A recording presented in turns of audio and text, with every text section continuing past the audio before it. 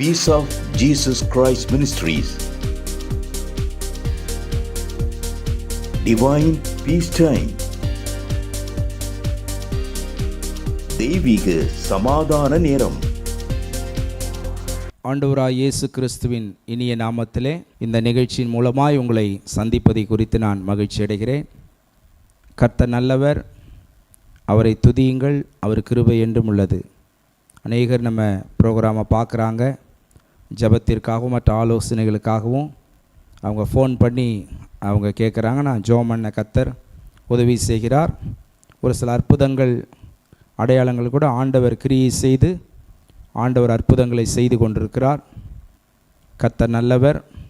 தொடர்ந்து இந்த ப்ரோக்ராமை நீங்கள் பாருங்கள். இப்பொழுதும் இந்த வருஷத்தில் இந்த புதிய வருஷத்தை காண செய்த தேவனுக்கு நாம் நன்றி செலுத்துவோம். கடந்த 2025 ஆண்டு முழுவதும் அற்புதமாய் ஆண்டவர் நம்மை நடத்தி வந்தார்.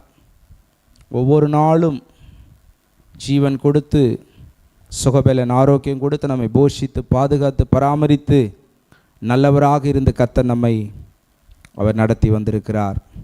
அநேகர் அந்த ஃபோன் பண்ணுற காரியங்களை வைத்து பார்க்கும் பொழுது அவங்க திருச்சபைக்கு போகிறவங்களும் ஃபோன் பண்ணுறாங்க, மற்ற ஆண்டவரை அறியாதவர்களும் ஃபோன் பண்ணுறாங்க. கர்த்தருடைய வார்த்தைகளை விசுவாசிக்கிறார்கள்.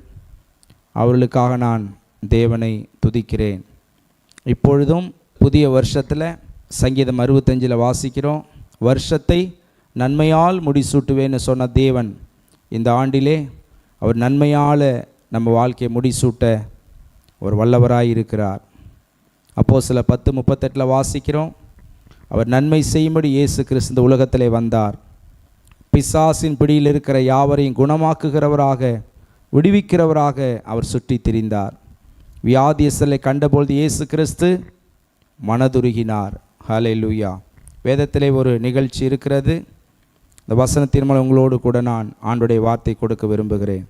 லூக்கா சுவிசேஷம் 10ஆம் அதிகாரத்தில் ஒரு பகுதி வாசிக்கிறோம். 38ஆம் வசனத்திலேருந்து நான் வாசிக்க நீங்கள் கவனிங்க. பின்பு அவர்கள் பிரயாணமாய் போகையில் அவர் ஒரு கிராமத்தில் பிரவேசித்தார். அங்கே மார்த்தாள் என்னும் பேர் கொண்ட ஒரு ஸ்திரீ அவரை தன் வீட்டிலே ஏற்றுக்கொண்டாள். அவளுக்கு மரியாள் எனப்பட்ட ஒரு சகோதரி இருந்தாள். அவள் இயேசுவின் பாதத்தருகே உட்கார்ந்து உடைய வசனத்தை கேட்டுக்கொண்டிருந்தாள். மார்த்தாளோ பற்பல வேலைகளை செய்வதில் மிகவும் வருத்தமடைந்து அவரிடத்தில் வந்த, ஆண்டவரே, நான் தனியே வேலை செய்யும்படி என் சகோதரி என்னை விட்டு வந்திருக்கிறதை குறித்து கவலை இல்லையா என்று எனக்கு உதவி செய்யும்படி அவளுக்கு சொல்லும் என்றாள். இயேசு அவளுக்கு பிரதியுத்தரமாக, மார்த்தாளே மார்த்தாளே, நீ அநேக காரியங்களை குறித்து கவலைப்பட்டு கலங்குகிறாய். தேவையானது ஒன்றே. மரியாள் தன்னை விட்டு எடுபடாத நல்ல பங்கை தெரிந்து கொண்டாள் என்றார். என அன்பானவர்களே, இயேசு கிறிஸ்து இந்த உலகத்திலே வாழ்ந்தபொழுது அவர் ஊழியம் செய்து கொண்டே இருந்தார். நரிகளுக்கு குழிகளும் பறவைகளுக்கு கூடுகளும் உண்டு, மனுஷகுமாரனுக்கு தலை சாக்கி இடமில்லை என்று சொல்லி அவர் தொடர்ச்சியாக கிராமங்கள் தோறும் பட்டணங்கள் தோறும் ஓய்வில்லாமல் 3.5 ஆண்டு காலங்கள் வல்லமையாய் ஊழியம் செய்தார். இப்படி செய்யும்பொழுது அங்கே நடந்த ஒரு நிகழ்வு எழுதப்பட்டிருக்கிறது. பிரயாணமாய் வருகிறார். இந்த கிராமத்தில் மார்த்தாள் மரியாள் என்று சொல்லி 2 சகோதரிகள், அக்கா தங்கச்சி இருக்கிறாங்க.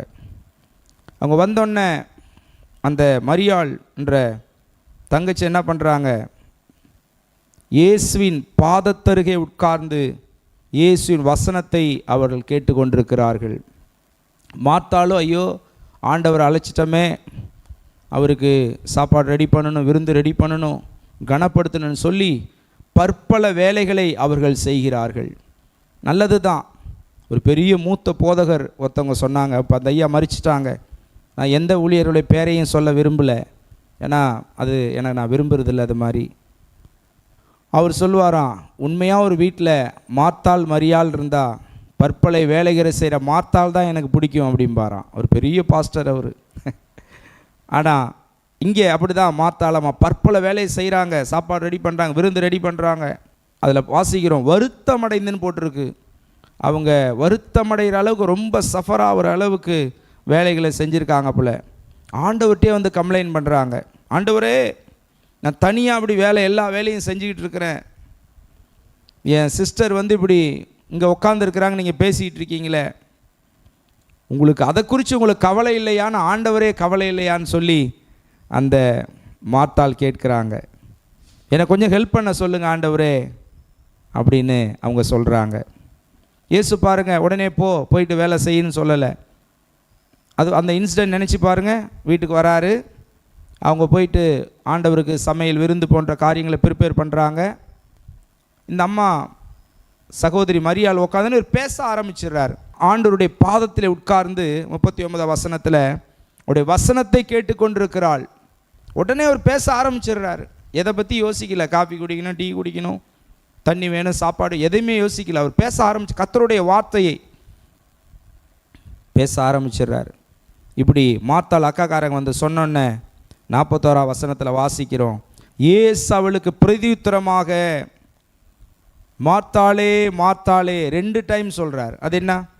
இல்லைம்மா அந்த வர சொல்கிறான்னு சொல்லலாம், இல்லைம்மா அப்படி ஏதோ ஒன்று சொல்லலாம். ஆனால் இவர் மார்த்தாளுடைய மனுஷனோ முகத்தை கர்த்தரோ இருதயத்தை பார்க்கிறார். மார்த்தாளுடைய இருதயத்தை பார்த்துட்டார். பல கவலைகள், இங்கிலீஷில் ட்ரபிள் அண்ட் ஒரிஸ்ன்னு போட்டிருக்கு. அவங்க பல ட்ரபிள், பல ஒரிஸு, பல பிரச்சனைகளையும் கவலைகள்லையும் சிக்கி வாழ்ந்து கொண்டிருக்கிறார்கள். இந்த நிகழ்ச்சிக்கு மட்டும் ஆண்டவர் அதை சொல்ல மாதிரி இல்லை. மார்த்தாளே மார்த்தாளே, நீ அநேக காரியங்களை குறித்து கவலைப்பட்டு கலங்குகிறாய், தேவையானது ஒன்றே.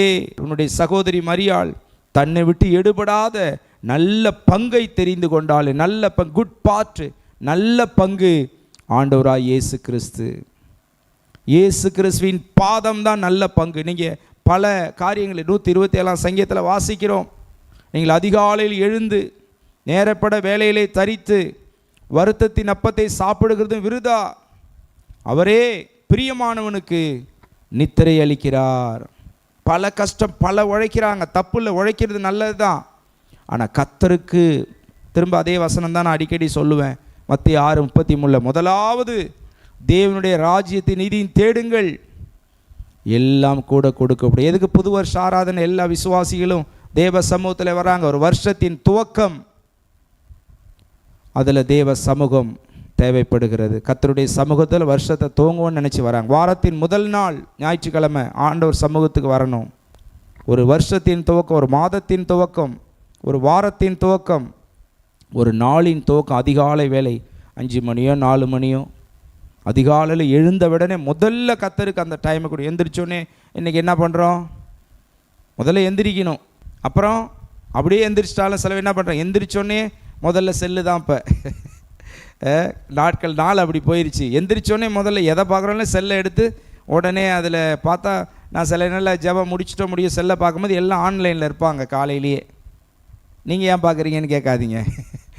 அப்படி பார்த்துட்டு உடனே டக்குன்னு ஒரு 5 நிமிஷம் 2 நிமிஷத்தில் வச்சுட்டு ஜெபம் பண்ணிவிடுவோம். ஏன்னா அதிலே இருக்கிறது இல்லை. உடனே எல்லோரும் காலையிலே செல்லை நோண்டிக்கிட்டே இருக்கிறது, தூங்கி முழிச்சிட்டா. ஆனால் முதல்ல தேவ சமூகம். முதல்ல எந்திரிச்சோடனே வேதத்தை படிக்கலாம், தப்பு இல்லை. முதல்ல ஜெபம் 5 மணியோ 4:30 மணியோ 4 மணியோ 3:30, உங்களுக்கு கர்த்தர் எப்படி எழுப்பி விடுறாரோ உங்களுடைய அந்த ஜெப நேரங்கள் தேவ சமூகத்தில். அந்த நாளின் துவக்கத்தை கர்த்தருக்கு நம்ம கொடுப்போம். தேவ சமூகம், சர்ச்சி ஆராதனை நேரத்தை அசட்டை பண்ணக்கூடாது. எத்தனையோ பேர் ஆராதனை அசட்டை பண்ணுறாங்க. தேவ பிள்ளைகள் அலட்சியமாக ஹாஸ்பிட்டல்லே மற்ற இடத்துல நேரங்களை செலவு பண்ணுறாங்க. சபைக்கு லேட்டாக வர்றது நம்ம கண் கூட பார்க்குறோம். நம்ம ஆண்டவர் அறியாமல் உலகத்தில் வாழ்ந்துக்கிட்டு இருக்கிறவங்க காரியம் வேறு.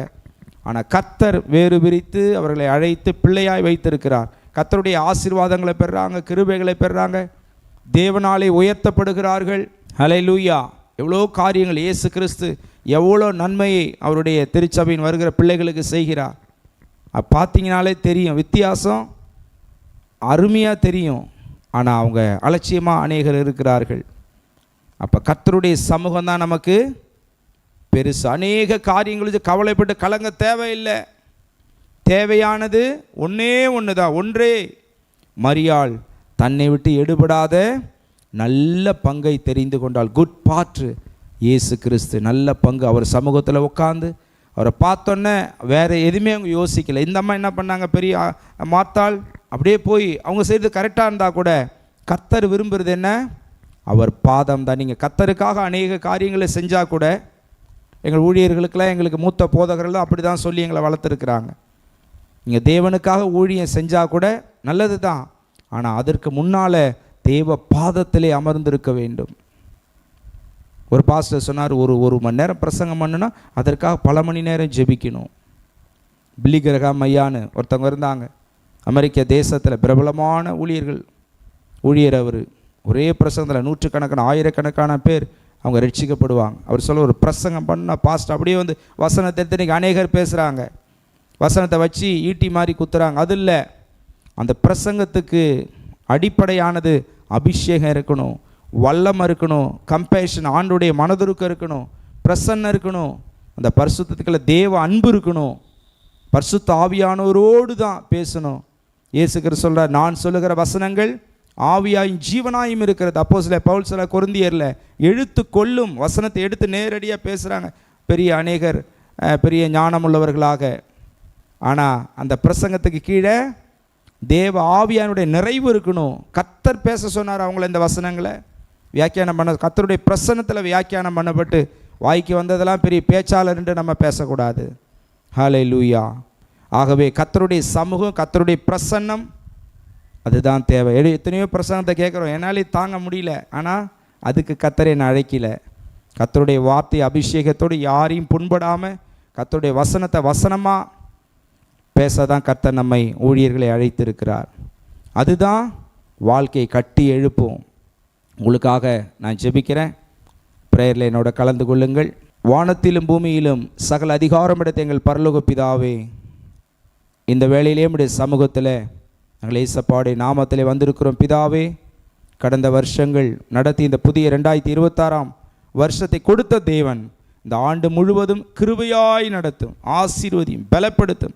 கிருபையிலே வளரணும், அபிஷேகத்தில் வளரணும், ஆவிக்குரிய வரங்கள் வல்லமைகளை வளரணும், பொருளாதாரத்தில் வளரணும், சரீர பலன் ஆரோக்கியம் வளரணும். ராஜா, கிறிஸ்துவிலே வளரக்கூடியவர்களாக இவருடைய மாற்றும் ஐயா.